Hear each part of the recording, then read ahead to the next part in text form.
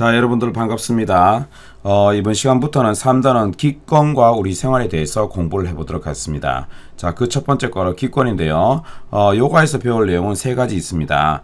첫 번째는 기권, 두 번째는 지구의 복사평형, 세 번째는 탄소순환과 지구온난화, 이렇게 공부해 보도록 하겠습니다. 자, 그럼 먼저 요 기권에 대해서 주제를 가지고 공부를 할 건데요. 그래서 기권이 뭐 어떤지, 그 다음에 기권의 역할, 그 다음에 저 뒤에 나오는 내용인데요. 기권의 구조, 굉장히 중요한 내용입니다. 자, 요 순서대로 공부를 한번 해나가도록 하겠습니다. 자, 기권이라는 것은 뭐냐? 이제 대기권이라고 하는데, 지구를 둘러싼 대기가 존재하는 영역을 말합니다.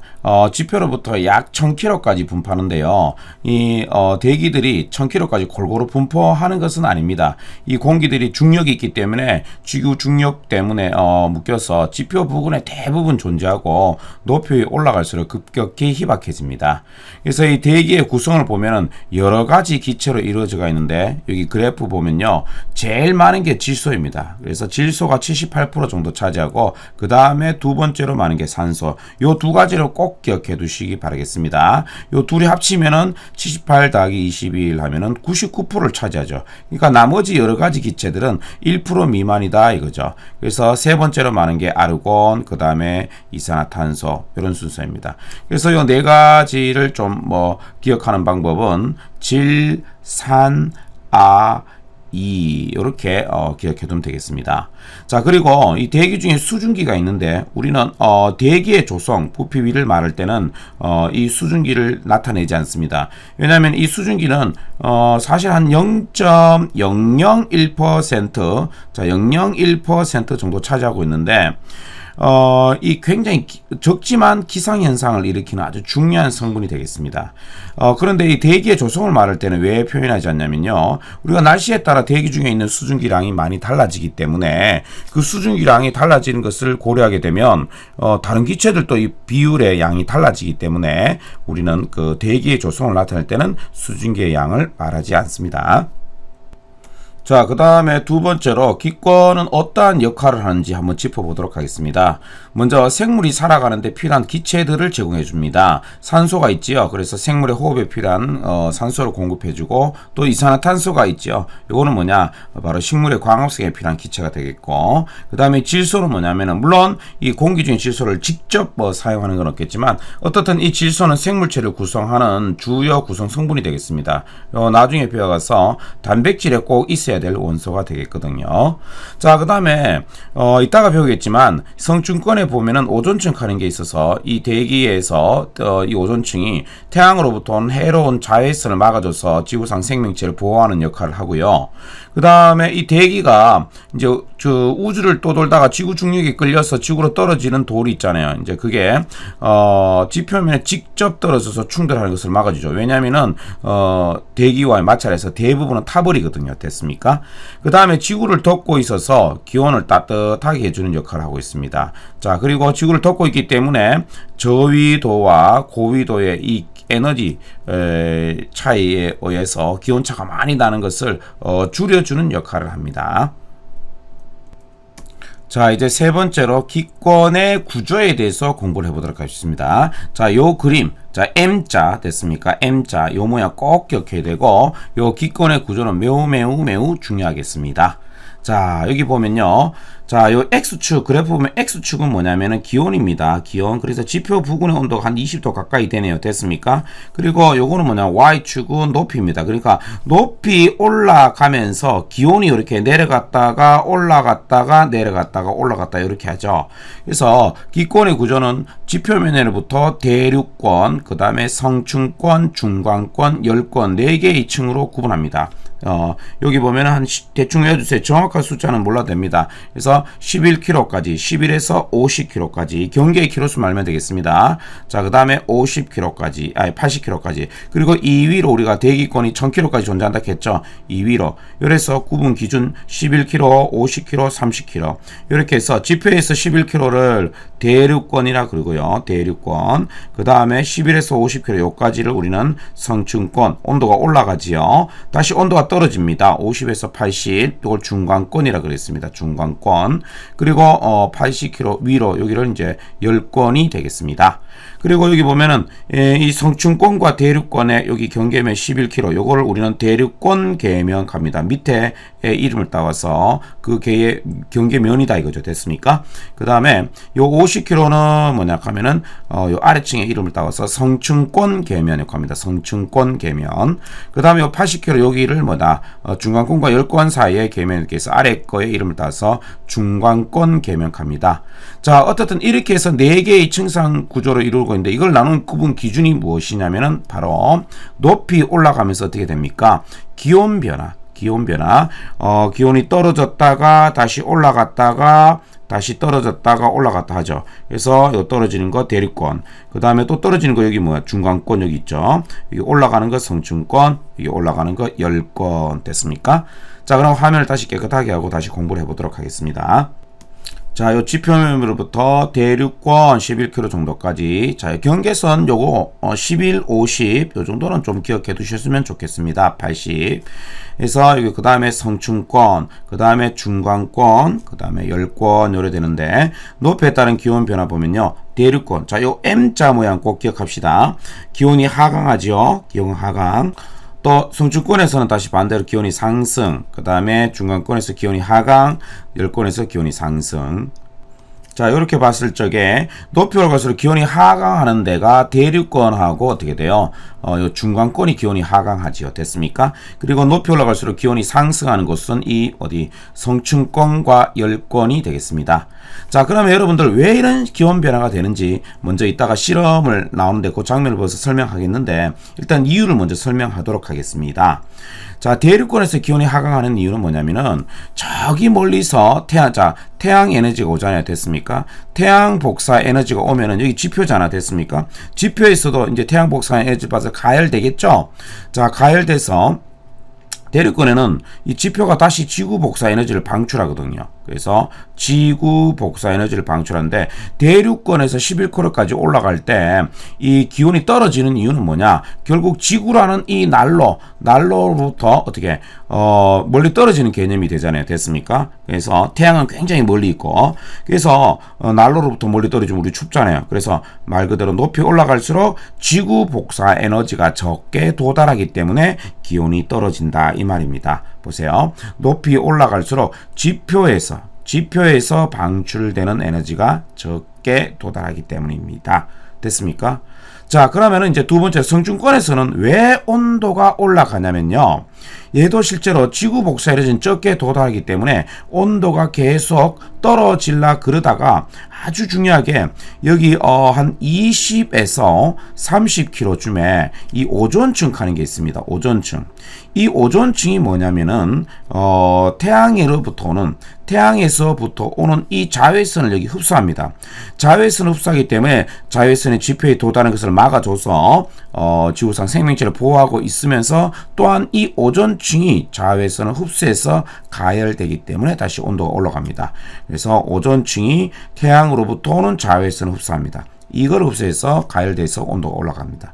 따라서 만약에 이 오존층이 없다면 자외선이 그대로 도달해서 지구상 생명체가 피부암에 걸리는 위험에 처할 수 있고요. 그 다음에 이 성층권에서는 대륙권과 마찬가지로 높이 올라갈수록 기온이 떨어질 수가 있습니다.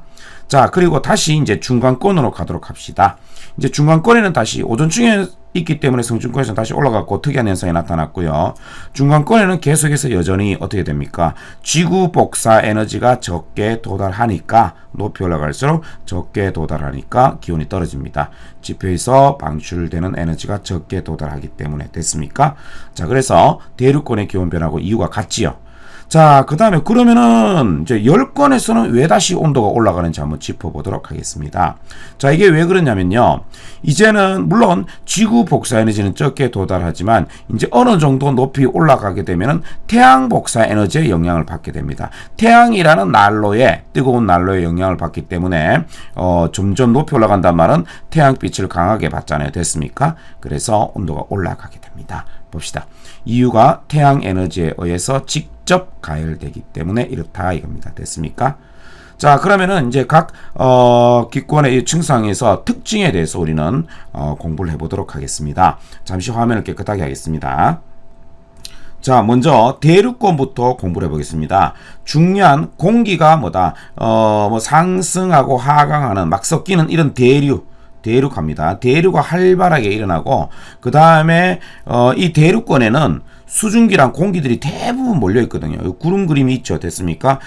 지구 중력에 의해서 이 위에는 거의 없잖아요. 공기가. 있긴 있지만 거의 없습니다. 그래서 여기 대부분의 공기와 수증기들이 있기 때문에 기상현상, 눈이 내리고 비가 내리는 보다 기상현상이 나타납니다. 바람이 불고. 왜요? 대류가 일어나고 수증기가 존재하기 때문에. 그리고 전체 대기에 1000km까지 이렇게 대기가 있지만 11km 이 아래에서 전체 대기에 거의 80% 존재한다 하면은 맞습니다. 됐습니까? 자, 그러면 이 대류가 왜 일어나는지 한번 보세요. 대류가 왜 일어나냐면은 높이 올라갈수록 기온이 낮아지기 때문입니다. 그러니까 아래쪽에는 어떻게 해요? 따뜻한 공기가 있고 이 따뜻한 공기는 가벼워서 위로 올라가려고 하는데 지금 밑에 있는 상황입니다. 그리고 위쪽에는 어때요? 차가운 공기가 있죠. 그럼 위쪽에는 찬 공기가 있기 때문에 이 찬 공기는 무거워서 밑으로 내려올라 그러고요. 따뜻한 공기는 가벼워서 위로 올라가려 그럽니다. 그래서 대류가 활발하게 일어난다 이겁니다.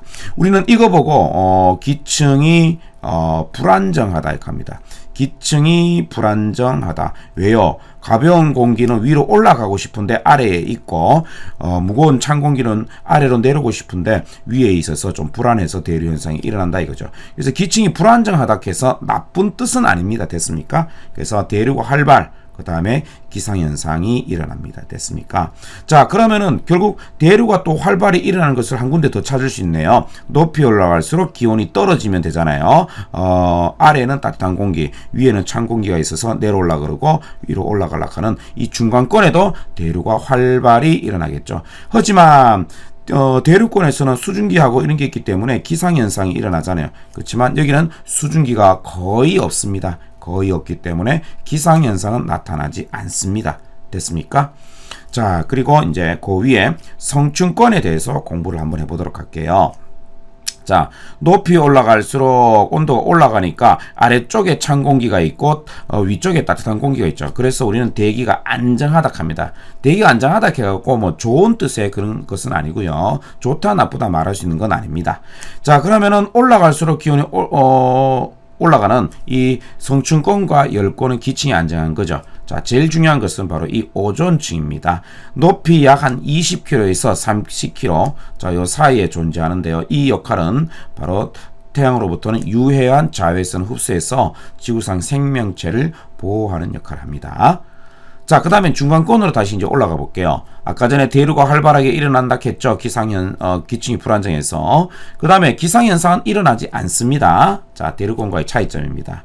그리고 이게 온도가 낮아지다 보면요. 대류권에서 여기 얼마 정도 온도가 낮아진다. 밑에 한번 봅시다.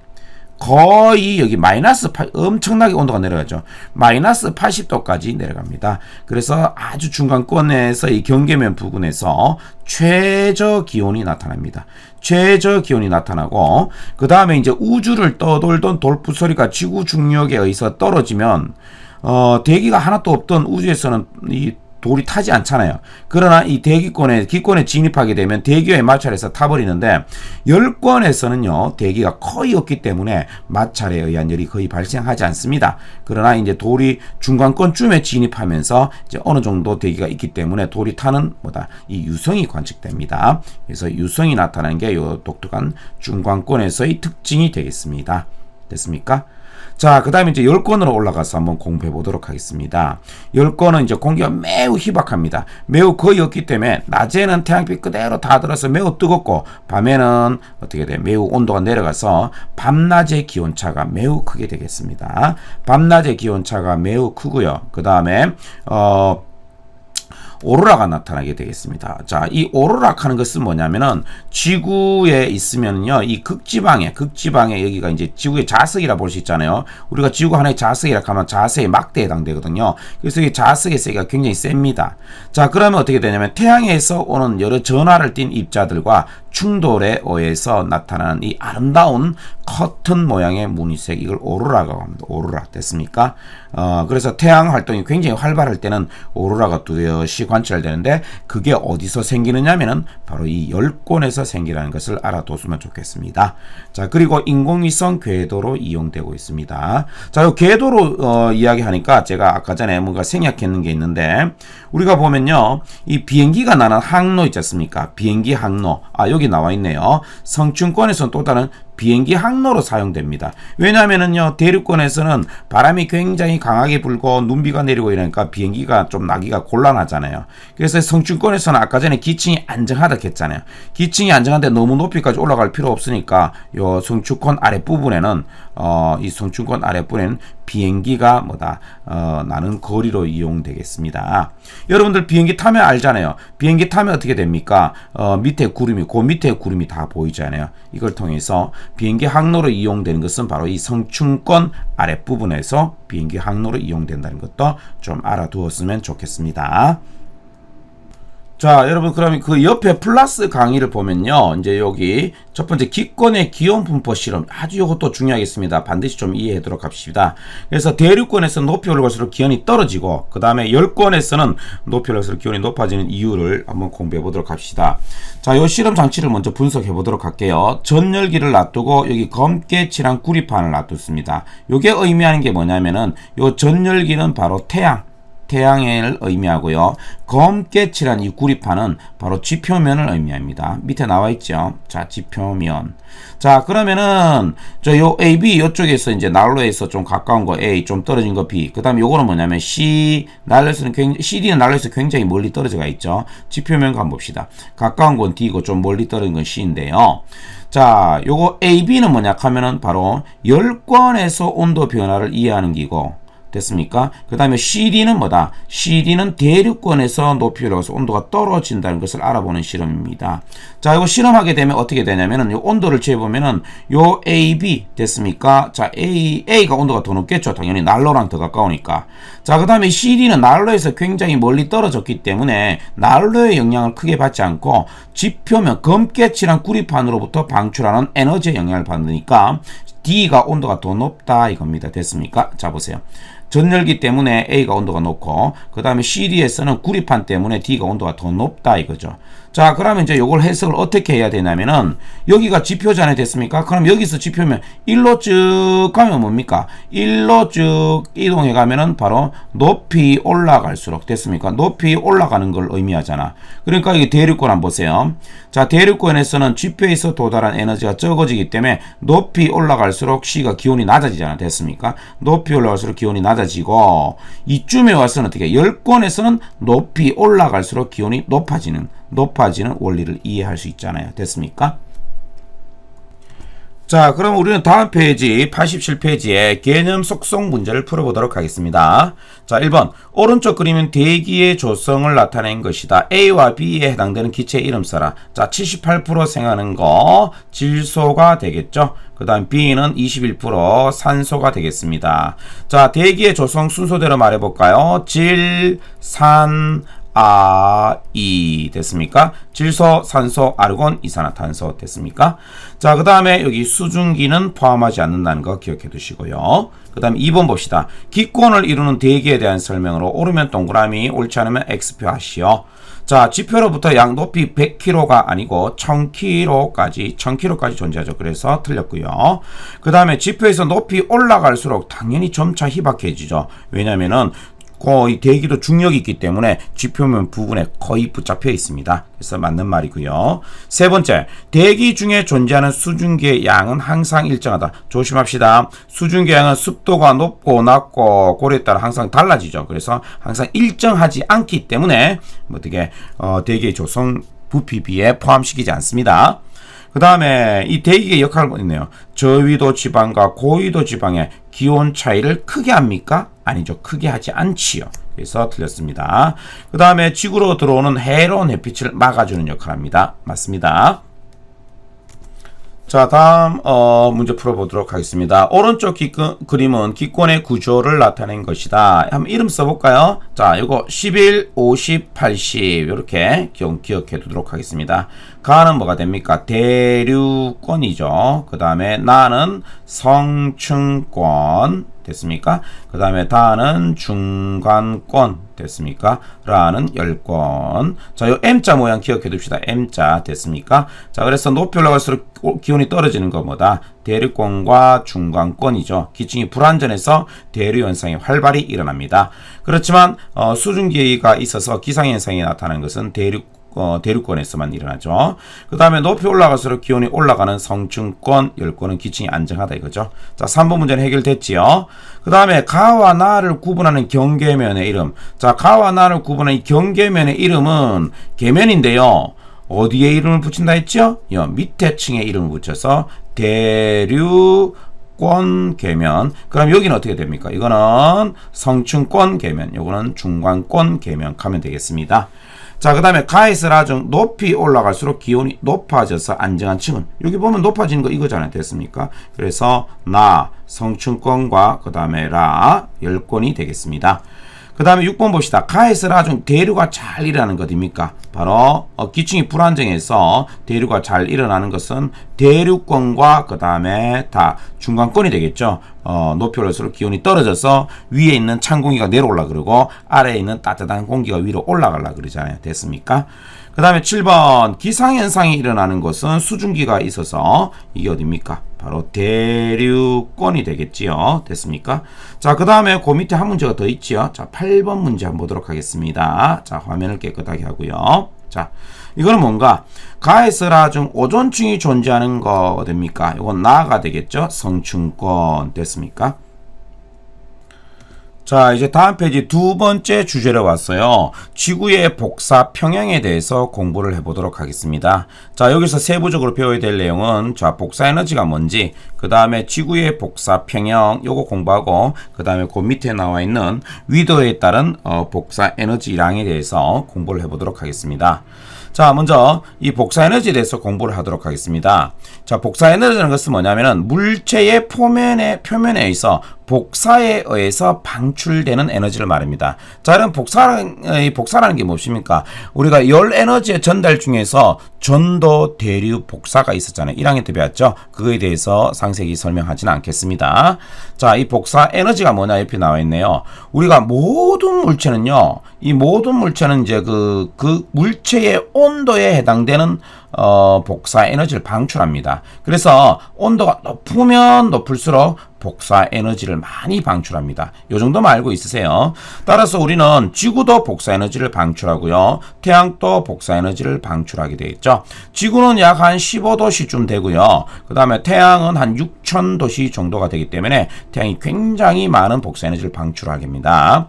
자, 그래서 지구 복사 에너지는 지구가 방출하는 기고 태양 복사 에너지는 태양이 방출하는 에너지인데, 그래서 이 온도가 낮기 때문에 대부분 어떤 형태냐면은 적외선 형태의 복사 에너지를 방출하고, 그래서 우리는 지구 복사를 적외선 복사라고 합니다. 그 다음에 태양은 뭐냐면은 가장 많은 형태가 가시광선 형태로 방출하게 됩니다. 자, 그리고 이제 그 태양 복사 에너지, 지구로 오는 이 태양 복사 에너지의 역할은 어떤 역할을 했냐면은 지구계 생명체가 살아가거나 하는 데서 아주 중요한 에너지원이죠. 우리가 대부분의 에너지는 바로 태양에서 온 복사 에너지입니다. 물론 일부 지진이나 화산 폭발, 그다음에 온천의 그러한 에너지들은 지구 내부의 에너지죠. 하지만 대부분은 태양 복사 에너지입니다. 그리고 이제 또 역할은 지구계의 물질은 순환하거든요. 이 물질을 순환하거나 생명 활동의 근원이 되는 에너지 역할입니다. 물의 순환, 기상현상 생기는 거, 바람과 해류 생기는 거, 식물의 광합성, 화석연료의 근원, 이 다 뭐냐하면 태양 복사 에너지가 되겠습니다. 자, 그 다음 두 번째로 지구의 복사 평형에 대해서 한번 공부를 하도록 합시다.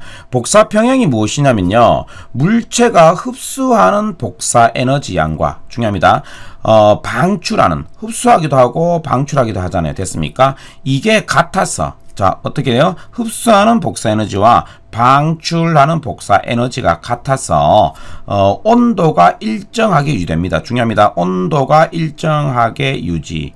자, 여기서 잘못 이해한 학생들, 이따가 이제 92쪽에 가면 이제 탐구에 대해서 공부할 건데요. 흡수하는 에너지가 없다. 그리고 방출하는 에너지가 없는 상태. 그래서 온도가 일정하다고 생각하는 학생인데 그게 아닙니다. 에너지를 계속 흡수합니다. 그렇지만 온도가 올라갈 것 같지만 또한 계속 방출하기 때문에 같은 양만큼 그래서 온도가 일정하게 유지되는 상태입니다. 자, 그럼 요 밑에 지구의 복사 평형, 지구도 흡수하는 태양 복사 에너지 양이죠. 그 다음에 지구가 방출하는 지구 복사 에너지죠. 그래서 지구가 흡수하는 태양 복사 에너지와 방출하는 지구 복사 에너지 양이 같아서 지구의 평균 기온이 거의 일정하게 유지되는 거 보고 우리는 지구의 복사평행이라고 합니다. 됐습니까? 자, 그럼 복사평행이 이루어지는 그림이 이렇게 굉장히 복잡하게 나와 있죠. 굉장히 복잡하게 나와 있지만 이 그림을 외우는 건 아닙니다. 여러분들. 외우는 건 아니고 책마다 조금씩 다르게 나오기 때문에 이걸 한 번쯤은 보고 이해해 줘야 되겠습니다. 꼭 이해해야 되겠습니다. 자, 한번 그럼 한번 짚어보도록 하겠습니다.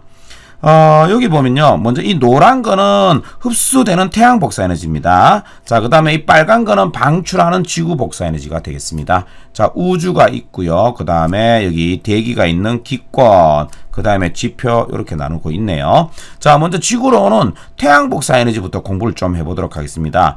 태양 복사 에너지 오는 것을 100%로 잡았다 칩시다. 됐습니까? 그러면 오다가 뭐 대기나 지표에서 반사돼서 몇 프로 나가게 되냐면 30%. 우리가 이걸 보고 지구의 반사율이라고 합니다. 뭐 다른 숫자는 안 해도 지구의 반사율이 한 30%좀 된다는 것은 좀 알아두도록 합시다. 그러면 이제 몇 퍼센트죠? 네, 70%. 70%가 대기나 이 지표가 흡수하게 됩니다. 자, 그러면 우리가 기권과 지표를 합쳐서 지구가 되잖아요. 그래서 지구가 흡수하는 태양 복사 에너지는 70%쯤입니다. 자, 그러면은 방출하는 걸 70% 방출해야 되겠죠. 근데 좀 복잡하게 방출하게 됩니다. 한번 보세요. 여기 보면요. 자, 70% 일단 방출합니다. 우주로 방출, 우주로 방출에 70% 방출하죠. 어떻든 들어온 것만큼 다 나가게 됩니다. 아까 전 태양이 백이 올 적에 30% 반사했고 70% 내보내니까. 근데 요 그림 다시 봐야 될 겁니다. 지구가 단순하게 70% 방출하는 게 아니고 70% 이상을 방출합니다. 자, 예를 들자면은 한 140% 정도 방출해요. 아까 70% 정도밖에 안 들었는데 어떻게 140% 방출하냐 한번 보세요. 이 140% 정도 방출한 것 중에 대기에 우리가 스스로 일부 흡수합니다. 대기에서 흡수했다가 우주로 방출하고 직접 방출하는 거, 그 다음에 대기가 방출하는 거. 어떻든 70%쯤입니다. 숫자는 안 해도 됩니다. 그렇지만 제가 예를 든 겁니다. 그러면은 70% 우주로 나가고 70%는 다시 지표로 방출하게 됩니다. 이해됐습니까? 그래서 결과적으로 지구는 태양으로부터 온 것 어떻게 70% 받아들이고 우리 스스로 내뱉었던 것을 다시 되받아서 어떻게 70% 받아서 140% 들어오고 140% 내보내게 되는 거예요. 됐습니까? 특히 이럴 적에 이 대기에 흡수됐다가 다시 지표로 재방출한 이 지구 복사 에너지 태양이 아닙니다. 이 다시 지표로 재방출했던 이 에너지가 바로 지구의 온실효과를 일으키는 에너지가 된다 이거죠. 그래서 이 온실효과가 없으면 지구의 평균 기온이 굉장히 낮거든요. 마이너스 한 15도씨쯤 됩니다. 근데 요거 때문에 부근하게 되죠. 그래서 사실은 온실효과가 있어야 됩니다. 그렇지만 너무 심해지기 때문에 문제가 되는 거죠. 자, 요 내용은 설명 안 하도록 하겠습니다. 여러분 이 그림이 나오더라도 외우는 건 아니고요. 어떻든 받은 것만큼 모든 상황에서 나가야 된다. 이렇게 기억해 두시면 되겠습니다. 자, 밑에 온실효과 말이 나와 있네 보세요. 지구 대기가 지구 복사 에너지죠. 태양이 아닙니다. 지구 복사 에너지의 일부를 흡수했다가 지표로 재방출해 갖고 지구의 평균 기온이 높게 유지되는 현상이 온실효과. 우리 온실 안에 들어가면 겨울에도 따뜻하잖아요. 됐습니까? 자, 옆에 보면 온실효과에 대한 그림이 다시 있네요. 한번 보세요. 자, 대기가 없는 경우와 대기가 있는 경우로 나눠졌는데, 자, 이 그림은 지금 대기가 있는 경우였잖아요. 됐습니까? 자, 대기가 없으면 되냐면은 여전히 태양 복사 에너지 100% 받아갖고 지구 복사 에너지 100% 방출하기 때문에 복사평형은 이루어집니다. 복사평형은 이루어지지만 이 평균 온도가 마이너스 15도씨가 유지되면서 지구상에서 생명체가 살 수가 없습니다. 자, 됐습니까? 그렇지만 이렇게 대기가 있기 때문에 어떻게 되냐면 보세요. 이게 태양에서 오는 것 중에서 보세요. 태양에서 오는 것 중에서 아까 전에 한 30% 정도는 반사한다 했죠. 그래서 한 70% 정도만 들어옵니다. 이것만 보면은 지구에 도달하는 태양 복사 에너지는 사실은 대기가 없을 때가 더 많이 도달하죠. 대기가 없을 때 더 많이 도달하지만 이 온실효과 때문에 지구가 내뱉는데요. 자, 이게 뭐 70% 다시 내뱉게 될 끼고 여기는 한 140% 여기 보면 그쵸? 그래서 140% 중에 다시 한 70% 되돌려 봤거든요. 요게 온실효과 일으키는 에너지잖아. 됐습니까? 이렇게 해서 한 15도씨로 이제 유지되면서 지구상에 생명체가 살 수 있는 그런 현상이 유지되고 있습니다. 자, 복사평행에 대해서 무엇인지 알겠죠? 자, 이따가 가서 실험에 대해서 실험으로 다시 한번 더 복사평행을 이해해 보도록 하겠습니다. 자, 이제 세 번째로 위도에 따른 이제 좀 더 세부적으로 봅시다. 위도에 따른 복사 에너지가 어떻게 되냐 봅시다. 자, 여기 내용과 이 그래프는 매우 중요하겠습니다. 간단합니다. 자, 우리 위에서 이 그림에서 봤다시피 지구 전체로는 복사 평행이 이루어지고 있었죠. 하지만 사실 자세히 보면요, 위도별로는 복사 평행이 이루어지지 않고 있습니다. 그러면은 위도별로는 어떻게 돼? 기온이 계속 변하겠네요. 그것도 아닙니다. 기온이 거의 평균 기온이 일정하게 유지됩니다. 자, 왜 그런지 한번 보도록 합시다. 자, 위도에 따른 태양의 고도와 태양 복사 에너지 한번 보도록 할게요. 태양의 고도라는 것은 뭐냐면은 이 지표면과 태양이 이루는 각을 말하잖아요. 됐습니까? 자, 태양의 고도가 높을수록 이따 실험으로 확인할 겁니다. 지표면에 똑같은 면적에 도달하는 그 복사 에너지가 더 높거든요. 자, 근데 이 그림 한번 보도록 할게요. 위도에 따른 태양 복사 에너지량이 왜 다를까? 태양으로부터 오는 에너지는 똑같죠. 에너지는 똑같은데 지구가 둥글기 때문에 보세요. 지구가 둥글기 때문에 보자. 요렇게 아주 고위도에서는 요렇게 지표면이니까 고도가 요쯤이죠. 근데 저위도로 내릴수록 어떻게 됩니까? 각도가 좀 더 커지게 되죠. 저위도로 내릴수록 태양의 고도가 점점 커집니다. CAB 됐습니까? 그래서 태양의 고도는 지금 A가 가장 크죠. A가 가장 크기 때문에 저위도죠. 저위도. 단위 면적당 똑같은 면적당 도달하는 태양 복사 에너지가 저위도인 게 크다 이거죠. 자, 고도가 높을수록 왜 단위 면적당 도달하는 태양 복사 에너지가 더 많은지 간단히만 설명하겠습니다. 뒤에서 실험에서 하니까요. 자, 이거 한번 보세요. 여기 지표면인데요. 됐습니까? 자, 고위도라 태양이라 칩시다. 태양. 고위도에서 태양빛 비추고 그 다음에 저위도에서 태양의 빛에서 이렇게 위에서 비춘다 칩시다. 자, 이게 고도잖아요. 그러면은 이 태양에서 오는 에너지는 똑같잖아요. 에너지는 똑같은데 비스듬하게 비추면 고도가 낮아갖고 됐습니까? 비스듬하게 비추면요, 이 넓은 면적을 비추게 되잖아. 맞습니까? 그 다음에 우리 손전등이라 생각해 보세요. 자, 바로 위에서 비추면 좁은 면적을 비추게 되잖아. 됐습니까? 자, 그럼 이러한 상황에서 전체 이 에너지의 양은 똑같지만 요거 합한 거하고 요거 합한 게 똑같지만 여기에 똑같은 면적과 여기에 똑같은 면적을 비교하게 되면은 당연히 여기가 에너지가 더 많이 도달하는 게 되겠죠. 그래서 온도가 더 많이 올라간다 이거죠. 자, 그럼 이제 간단히 한번 이야기해 보도록 하겠습니다. 지금 저위도로 갈수록 이렇죠. 저위도로 갈수록 태양의 뭐다? 자, 요 저자 썼습니다. 그다음 태양의 고도가 커지죠. 태양의 고도가 높아진다 이거죠. 태양의 고도가 높아지니까 도달하는 태양 복사 에너지가 많아진다 이거죠. 됐습니까? 됐죠? 자, 여기 내용 계속해서 읽어 나가 보도록 하겠습니다. 그 다음 이제 위도별 복사 에너지랑 비교해 볼게요. 그래서 저위도는 에너지가 남습니다. 남고요. 고위도는 에너지가 부족한 상황이 발생할 겁니다. 그래프를 한번 보도록 할게요. 자, 여러분들 요 X축을 잘 봐야 됩니다.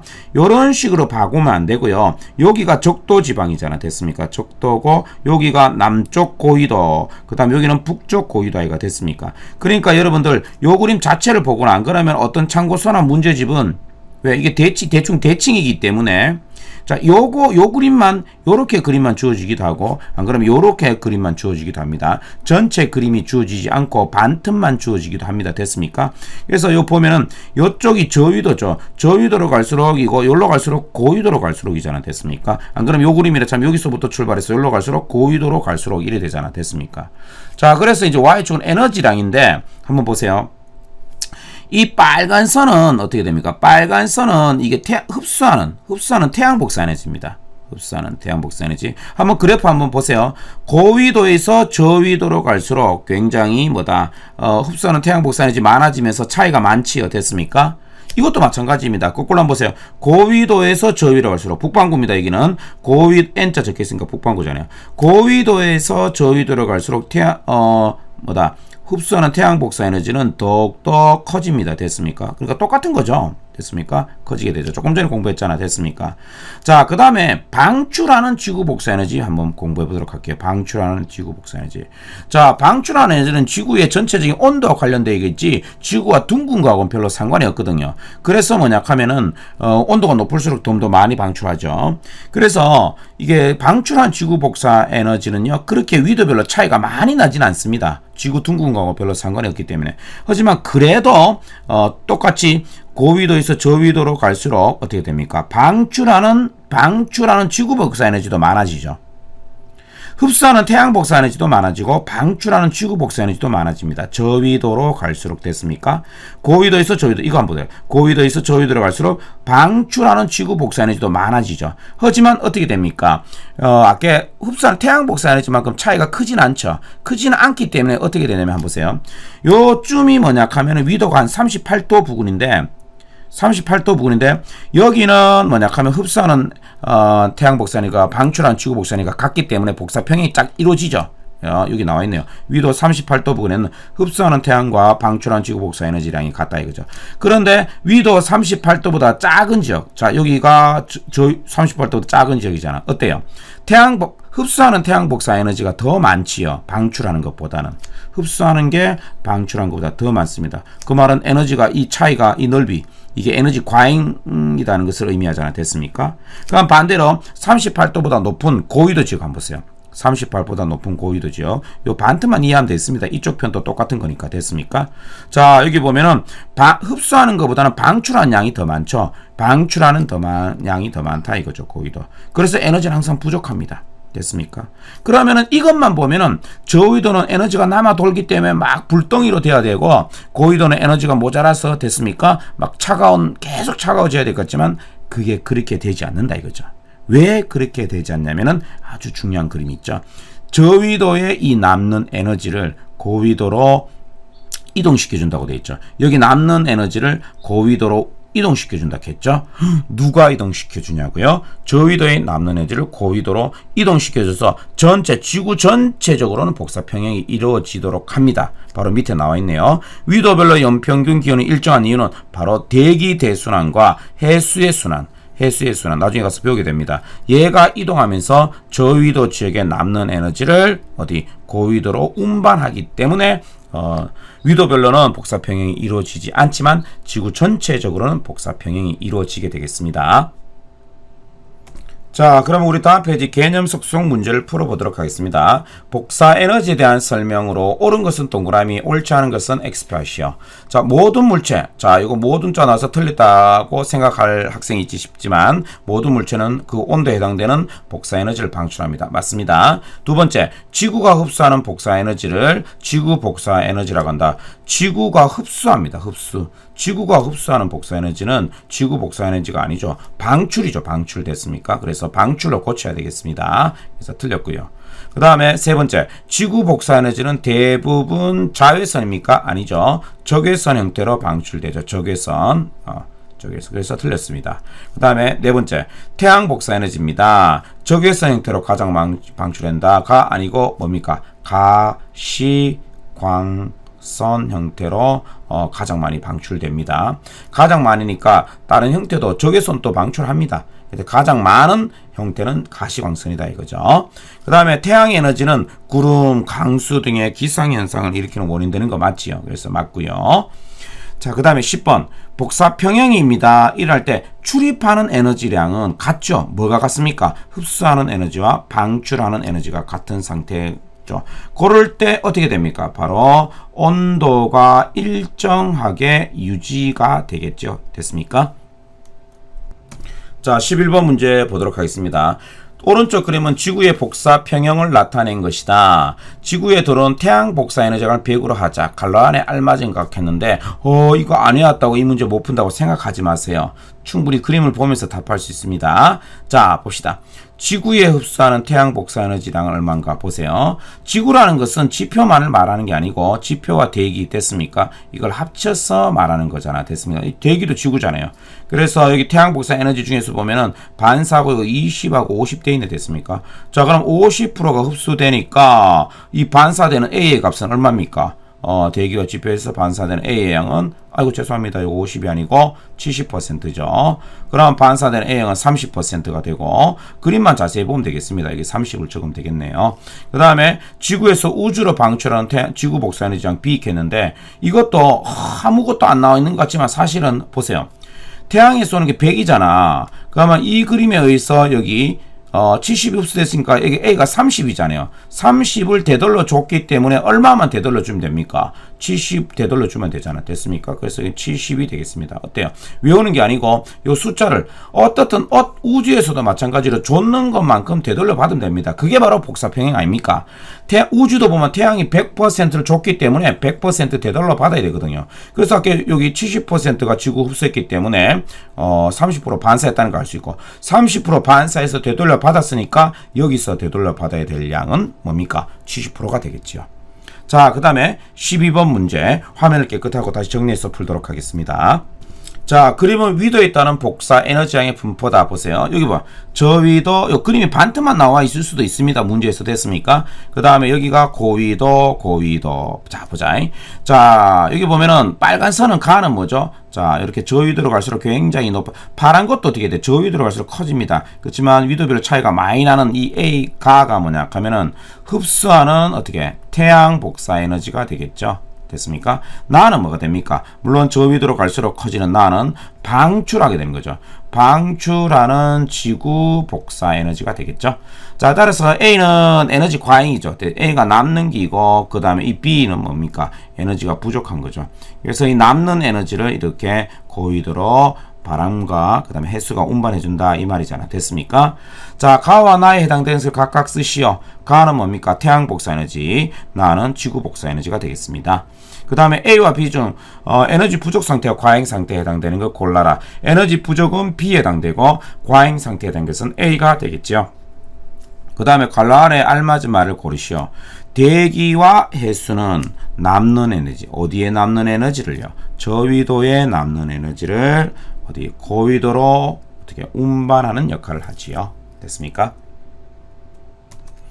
자, 이제 90페이지 다음 주제로 넘어와서 탄소 순환. 자, 탄소라는 것은 물질이죠. 그 다음에 지구 온난화에 대해서 한번 공부를 하도록 하겠습니다. 자, 이 탄소. 자, 이 탄소는 뭐냐 하면 원자번호 6번이가 분이고 기호로는 C로 쓰죠. 자, 이 탄소는 어디에 존재하냐면요.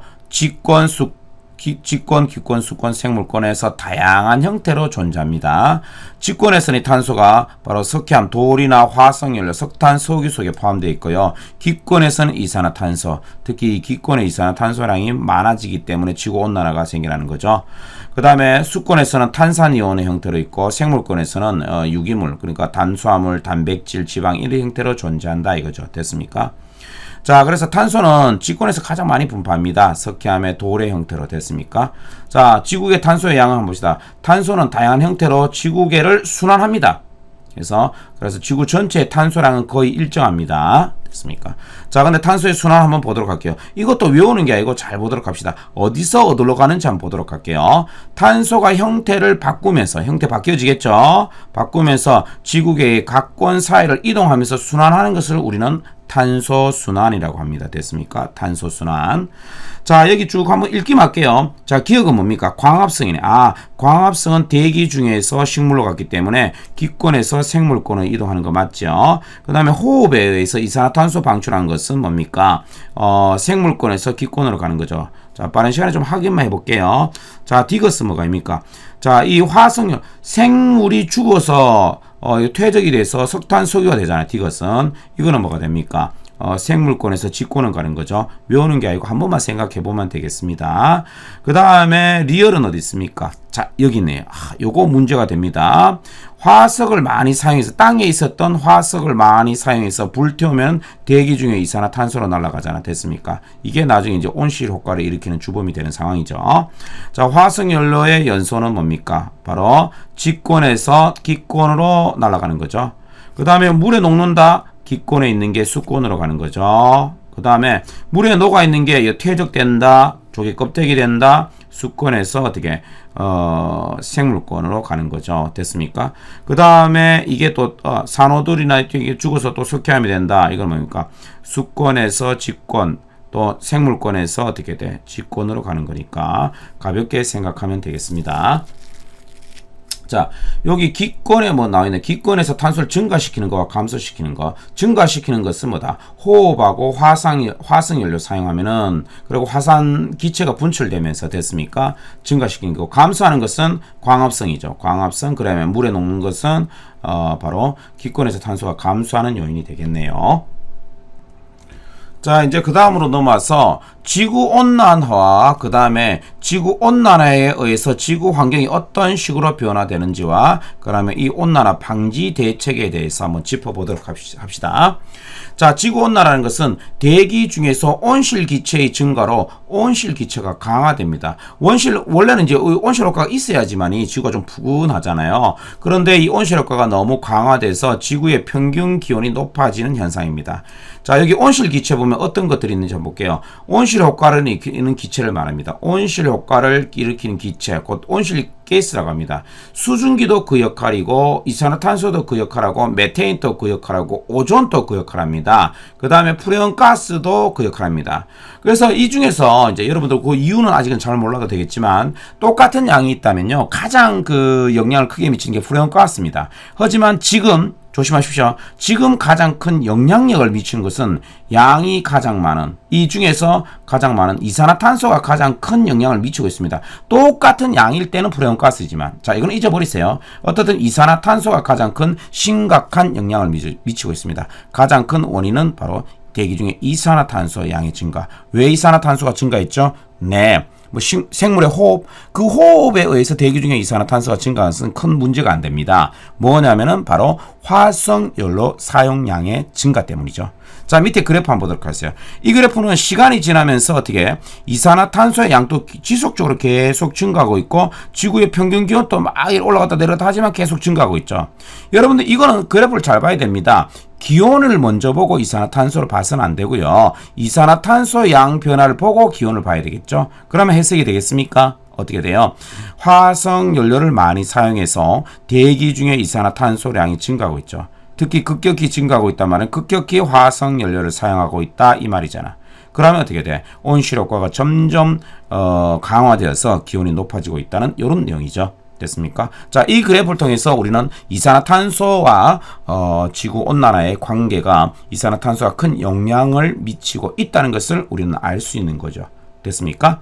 자, 그리고 밑에 지구온난화에 의한 지구 환경에 어떤 영향을 받는지 한번 보도록 합시다. 해수면 상승 당연하죠. 빙하가 녹고요. 그 다음에 해수가 따뜻해 기온이 올라가면은 물이 온도가 올라가면요 열팽창하거든요. 그래서 해수의 열팽창으로 인해 해수면이 상승합니다. 빙하가 녹아서 해수면이 상승하는 것은 아닙니다. 됐습니까? 자, 그 다음에 해수면이 상승하게 되면은 해안 저지대가 침수되고 육지 면적 당연히 감소하겠죠. 기상이변 많이 생길 겁니다. 가뭄, 사막화, 집중호우 맞습니까? 그 다음에 생태계가 변화되겠고 식량 부족, 생태계가 어떤 변화겠죠. 이런 것들이 변하니까 그 다음에 농작물의 생산량이 또한 왜 여기 육지 면적이 감소하니까 생산량이 감소돼서 식량 부족 현상이 발생할 수도 있기 때문에 우리는 이러한 지구온난화를 막아야 되겠습니다. 자, 그러면 지구온난화 방지 대책을 한번 짚어보려고 하는데요. 결국에는 대기 중에 이산화탄소 CO2 양을 줄이는 방법을 고민하는 거 아닙니까? 맞습니까? 자, 숲풀루이자 여러분들 좋다고 그래서 좋은 거라 그래서 무조건 온난화 방지 대책이라고 생각하면 안 됩니다. 자, 숲을 누리는 것은 왜 그러냐? 그렇죠. 숲을 누린단 말은 식물의 광합성 양을 늘린다 이 말이잖아. 그러면 대기 중에 CO2량을 감소시킬 수 있겠죠. 그 다음에 화석연료 사용 줄입시다. 화석연료 사용 줄인 게 뭐가 있습니까? 바로 대중교통 이용합시다. 사람마다 다 자동차 이용하지 말고 대중교통 이용하자, 많이 걷자, 자전거 타자 이런 거 지구 온난화 방지 대책입니다. 우리가 실천할 수 있는 방법이죠. 그 다음에 에너지 절약하고 친환경 에너지, 그러니까 풍력, 태양열, 수력, 지열 에너지들 이런 거 이용하고, 그 다음에 국제적으로 서로 협력을 통해 갖고 온실기체 배출량을 줄여야 되겠습니다. 그 다음에 이산화탄소를 제거하거나 저장하는 기술을 개발해야 되겠습니다. 자, 화석연료 사용 줄인 것 중에서 보면은 우리가 쓰레기 분리수거도 됩니다. 그 다음에 자전거 타자 이런 거 다 되죠. 쓰레기 분리수거, 왜냐면은 쓰레기를 소각하기 전에 종이들을 이렇게 해서 어떻게 돼? 부분해서 재활용하게 되면 그만큼 어떻게 돼? 에너지를 줄이게 되는 기고, 대기 중에 이산화탄소량 줄이게 되는 거잖아요. 됐습니까? 자, 우리 그럼 옆 페이지 개념 속성 문제를 풀어보도록 하겠습니다. 지구계의 각권에서 탄소의 존재 형태를 보기에서 골라 쓰시어 봅시다. 지권에서는 주로 뭐냐 하면 리얼, 석회암의 요 형태로 인다 했죠. 그 다음에 수권에서는 주로 탄산, 사이다나 콜라처럼 그런 형태로 있는 니온, 탄산이온 형태고, 그 다음에 기권에서는 주로 기억, 이산화탄소 형태고, 생물권에서는 유기물, 탄수화물, 단백질, 지방 이런 형태로 존재하게 됩니다. 그래서 이것이고요. 그 다음에 14번 볼게요. 오른쪽 그림은 탄소 순환 과정을 나타낸 것이다. A에서 D 중 각 무림에 해당될 수를 골라라. 동물이 호흡이 일어나는 과정. 호흡은 뭡니까? 바로 생물권에서 기권으로 가는 거잖아요. 생물권에서 기권으로 가는 E가 되겠죠. 자, 14번 요건 한번 생각하면서 풀어봅시다. 그 다음에 식물의 광합성은 뭡니까? 광합성은 기권에 있었던 CO2를 흡수해서 생물권으로 가져오는 거잖아요. 그래서 요거는 F가 되겠습니다. 그 다음에 화석연료가 연소되는 거. 요거는 지권에 있었던 화석을 사용해서 어디로? 기권으로 날아가는 거잖아요. 대기 중으로 CO2 날아가는 거니까 그럼 B가 되고요. 그 다음에 이산화탄소, 기권에 있었던 이산화탄소가 물에 녹죠. 그래서 이거는 어때? 기권에서 수권으로 가는 C가 되겠네요. 됐습니까? 그 다음에 물에 녹은 탄소가 석회암을 생성하네요. 그러면은 물에 있었던 게 돌, 직권으로 가니까 D가 되겠네요. 됐습니까? 그 다음에 생물권에서 직권으로 A는 없네요. 이거는 뭐 죽어서 화석연료 되거나 뭐 그런 거잖아요. 됐습니까? 자, 그 다음에 15번 한번 볼게요. 지구온난화에 가장 큰 영향을 주는 온실기체. 온실기체. 자, 여기서 일단 온실기체가 되는 것은 수증기, 메테인, 이산화탄소, 요래 있습니다. 질소, 산소는 아닙니다. 조심해 주시고. 자, 이 중에 가장 큰 영향을 주는 것은 바로 이산화탄소가 답이 되겠죠. 됐습니까? 그래서 5번이 답입니다. 자, 그 다음에 16번. 1880년 이후 대기 중 CO2 농도에 따라 지구 평균 기온 변화. 얘가 높아지니까 얘가 높아진다. 곧 화석연료 많이 사용해서 이렇게 되었다 이 말이잖아. 됐습니까? 자, 옳은 것은 동그라미, 옳지 않은 것은 X표. 1번 이산화탄소 농도 변화는 기온 변화와 관련이 없다고요. 관련이 있죠. 지금 그래프가 이렇게 가고 있잖아요. 그래서 틀렸습니다. 그 다음에 이산화탄소가 농도가 급격히 증가한 주요 원인은 바로 화석연료 사용이 급격히 증가했기 때문이잖아요. 됐습니까? 맞죠? 그 다음에 지구의 평균 기온이 점점 상승하고 있다. 맞는 말이 되겠습니다. 자, 17번. 지구 온난화에 의해서 지구 환경 변화로 오르면 동그라미, 옳지 않은 것은 X표. 이런 거 무조건 이 나타나는 변화들이 지구 온난화에 의한 현상이다 아니다. 이렇게 단정 지어서는 안 되겠습니다. 생각 한번 해봅시다. 자, 해수면이 하강하는가요? 아니죠. 해수면이 열팽창에 의해서 상승하죠. 그래서 틀렸습니다. 육지 면적이 증가합니까? 아니죠. 해수면이 상승해서 해안 저지대가 침수하면서 육지 면적이 감소하게 되겠습니다. 자, 빙하의 면적, 빙하가 녹으니까 감소하는 거 맞죠? 그 다음에 이상기후나 사막화가 심화되는 거 맞지요? 자, 이거 심각합니다, 지금. 그 다음에 이상기후가 나타나서 집중호우나 홍수들, 이러한 것들이 자주 발생하죠. 맞습니다. 자, 우리 92페이지로 넘어갔어요. 요 실험을 통해서 복사 평형에 대해서 살짝 한번 이해해 보도록 하겠습니다. 자, 여기 보면은 검은색 알루미늄 컵에 온도를 딱 꼽아놓고 이건 지구에 해당되죠. 지구. 그 다음에 전열기는 뭡니까? 태양에 해당되죠. 자, 이렇게 꼽아놓고 약 한 40cm 정도 떨어진 곳에 설치하겠습니다. 그리고 2분 간격 정도로 온도계, 자, 읽도록 합시다. 자, 그러면 결과 한번 보도록 할게요. 2분 간격으로 쫙 온도 계속 올라가죠. 올라가다가 점점 별로 안 올라가죠. 별로 안 올라가다가 나중에 이제 거의 일정하게 되죠. 그래서 이걸 그래프로 그리면은 2분 간격으로 온도가 올라가다가 온도가 일정하게 되죠. 자, 온도가 일정하게. 요때가 바로 우리는 뭐다? 요때가 복사 평형에 도달한 상태다 이거죠. 됐습니까? 자, 그럼 이걸 에너지로 한번 이해 한번 해보도록 할게요. 자, 여기서 보면요. 처음이나 나중이나 이 태양 전열기로부터 오는 에너지량은 일정하죠. 됐습니까? 에너지량을 정합니다. 자, 여기다가 한번 해볼게요. 여기다 그냥 여러분들 잡아볼게. 자, 여기 X축 Y축하면은 태양 복사 에너지량은 그냥 똑같습니다. 태양 복사 에너지량은 똑같습니다. 그러면은 이제 여기서 이제 얘가 또 방출하겠죠. 여기 지구에 해당되는 거. 얘 방출하는데 얘가 온도가 높아지면 높아질수록 어떻게 됩니까? 온도가 높아지면 높아질수록 많은 에너지를 방출하게 되겠죠. 이해됐습니까? 많은 에너지. 왜? 온도가 높아질수록 복사 에너지를 많이 방출한다고 배웠잖아요. 그래서 처음에는 복사 에너지를 얼마 방출 안 하다가 됐습니까? 온도가 높아질수록 이 부분에서 복사 에너지를 많이 방출하다가 여기 보면은 온도가 일정하게 됐을 때가 몇 분입니까? 22분이네요. 됐습니까? 22분쯤 되면 이 방출하는 게 오는 태양 복사 에너지량과 같아지게 되겠죠. 자, 이건 방출하는 지구 복사 에너지량이죠. 그래서 처음에는 방출하는 것보다는 이 흡수하는 에너지가 더 많은 상황이잖아. 그래서 온도가 올라가지요. 온도가 올라가고 그 다음에 22분이 지나서 흡수하는 태양 복사 에너지와 방출한 지구 복사 에너지가 같아서 온도가 이렇게 일정하게 유지된다. 이런 내용이죠. 자, 해석을 한번 봅시다. 온도 변화. 처음에는 온도가 높아지다가 22분. 자, 여기서 온도 일정하게 되죠. 더 이상 높아지지 않고 일정하게 됐다. 복사 평행 도달이죠. 그러면 22분 이전에는 흡수하는 복사 에너지가 방출하는 에너지보다 커서 온도가 상승했는 기고 22분 이후에는 이 에너지가 같아서 온도가 일정하게 유지되는 거죠. 복사 평행에 도달한 거죠. 됐습니까? 자, 전열기는 태양, 알루미늄 컵은 지구가 되겠습니다. 이거에 비유되고 그 다음에 알루미늄 컵 속 공기의 온도가 계속 높아지지 않죠. 계속 흡수하는 에너지가 있어도. 자, 봅시다. 알루미늄 컵이 흡수하는 복사 에너지량과 방출하는 복사 에너지량이 같아져서 어디에 도달? 네, 복사평형이 아니고 평형입니다. 여기에 도달했기 때문입니다. 자, 지구가 태양 복사 에너지를 계속 받으면서도 연평균이 계속 일정하게 유지되는 이유가 바로 위에 요 내용 때문이죠. 지구가 흡수하는 태양 복사 에너지만큼 지구 복사 에너지죠. 지구 복사 에너지를 방출해서 한 번 더 씁시다. 복사 평형을 이루고 있기 때문에 태양 복사 에너지를 계속 들어온다 하더라도 온도가 계속 올라가지 않고 일정하게 유지되고 있습니다. 자, 확인 문제 한번 풀어보도록 하겠습니다. 위 실험에 대한 설명으로 옳은 것은 동그라미, 옳지 않으면 X표. 자, 컵 속의 공기 온도는 시간이 지날수록 계속 높아지나? 요거 틀렸죠? 자, 일정하게 되죠. 이 그림처럼.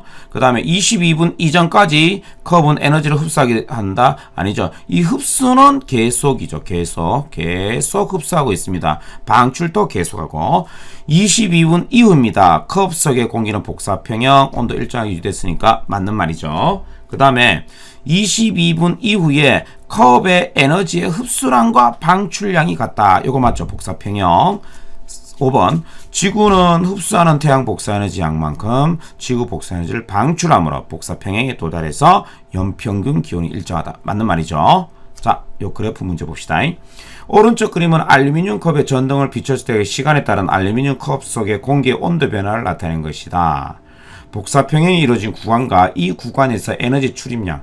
복사평형인 것은 온도 일정히 유지되는 나가 되겠죠. 자, 여게 되고 흡수하는 에너지량과 방출하는 양이 같았을 때니까 답이 5번이 되겠습니다. 자, 그러면 그 옆에 지에 실험을 한번 보도록 합시다. 위도에 따라 태양 복사 에너지, 태양으로부터 오는 에너지량은 똑같지만 왜 다른지 한번 공부해 봅시다. 자, 이 실험 한번 보세요. 검은색 이 종이판이고 검은색 종이를 붙인 손전등이 되겠습니다. 자, 이거는 뭐가 됩니까? 이 손전등은 태양이 되고 이 검은색 이거는 지표면이 되겠죠. 지표면이 되니까 자, 90도를 위에서 비춥니다. 자, 이건 태양의 고도가 굉장히 90도로 큰 거죠. 그 다음에 비스듬히 비춥니다. 태양의 고도가 작은 거죠. 됐습니까? 그러면은 요 밑에 그림을 보면 알다시피 요 고도가 위에서 비추게 되면은 어떻게 굉장히 좁은 면적을 비추죠. 좁은 면적을 비추고 여기 비스듬하게 비추게 되면은 넓은 면적을 비추잖아요. 자, 이 손전등은 똑같은 거기 때문에 여기서 나오는 에너지 총량은 똑같잖아요. 됐으면 총량은 똑같습니다. 그래서 이 똑같은 면적당 이 좁은 면적 이게 양하고 이 넓은 면적의 양하고 총량이 같잖아. 그래서 단위 면적이란 말은 동일한 면적을 비교해 봤을 적에 어떻게 돼요? 요거보다는 얘가 더 많은 에너지를 받고 있는 상황이죠. 됐습니까? 그래서 단위 면적당 책상면이 받는 빛의 양이 많다 이거죠. 됐습니까? 이거는 단위 면적당 받는 빛의 양이 적지요. 따라서 밑에 문제 한번 풀어볼게요. 손전등에서 방출되는 에너지의 양은 일정하죠. 같은 손전등이니까. 그러면 각도가 작다 말은 고도가 작을수록 넓은 면적을 비추므로 단위 면적당 들어온 빛의 양은 어떻게 적다가 되겠죠. 됐습니까? 자, 손전등은 태양에 해당됩니다. 책상면은 어떻게? 지구 표면, 지표가 되겠지요. 됐습니까? 그 다음에 고위도입니다. 고위도는 어떻게 돼? 자, 다시 그림 한번 그려볼게요. 자, 지구가 있고 여기 적도입니다. 태양빛이 이렇게 온다고 칩시다. 그러면 고위도는 요래 되니까 태양의 고도, 지표면이 오니까 고도가 이렇게 되고 저위도는 어떻게 돼요? 이렇게 되니까 고도가 크지요. 그래서 고위도일수록 태양의 고도가 작음으로 태양의 고도가 작음으로 단위 면적당 들어온 빛의 양이 어떻게 적다 이렇게 하면 되겠죠. 됐습니까? 이렇게 말하면 되겠습니다. 자, 그럼 확인 문제를 통해서 한번 더 잘 이해해 보도록 합시다. 위 실험에 대한 설명을 오르면 동그라미, 옳지 않으면 X표. 자, 손전등은 태양, 책상면은 지표면에 비유된다. 맞는 말이죠. 손전등에서 나오는 빛의 양, 곧 태양 복사 에너지량을 의미 일정하다. 맞지요? 그 다음에 손전등과 책상면이 이루는 각도가 45도일 때보다 90도일 때, 고도가 더 높죠? 빛을 받는 면적이 더 넓습니까? 좁습니까? 좁죠? 좁죠. 그래서 틀렸고요. 자, 밑에네요. 45도일 때보다 90도일 때 단위 면적당, 요 말 봅시다. 단위 면적당 어디게? 90도일 때입니다. 빛의 양이 적다가 아니고 많다 해야 되겠죠. 단위 면적당. 그래서 틀렸고요. 자, 저위도입니다. 요거 이해합시다. 저위도는 태양의 고도가 어떻다? 네, 높죠. 조금 전에 그림으로 설명했죠. 고위도보다 태양의 고도가 높아서 단위 면적당 지표면에 도달하는 태양 복사 에너지가 많아서 온도가 높지요. 그래서 맞는 말입니다. 자, 여기 봅시다. 그림과 같이 손전등과 모는 종이와 이루는 각도가 30도, 60도, 90도 따라서 고도가 되게 돼. 가가 제일 높지요. 그러면 전체 총 에너지는 똑같지만 요게 면적이 요만큼 비춘다. 이건 조금 더 넓게 비춘다. 이거는 굉장히 넓게 비춰지기 때문에 총 에너지 다 하면 똑같지만 단위 면적당 빛의 양이 가장 많은 것과 가장 적은 것을 순서대로 하라. 그러면은 가가 가장 많고 다가 가장 적으니까 2번이 답이 되겠습니다. 자, 이렇게 해서 우리 3단원 기권과 우리 생활 중에서 첫 번째가 기권을 오랜 시간 동안 수업을 했습니다. 여러분 힘드시면은 다시 끊어서 들으시고요. 이해 안 되는 부분은 잠시 멈췄다가 책을 보고 다시 하고 또한 선생님께 질문을 해주시면 고맙겠습니다. 자, 여러분들 화이팅!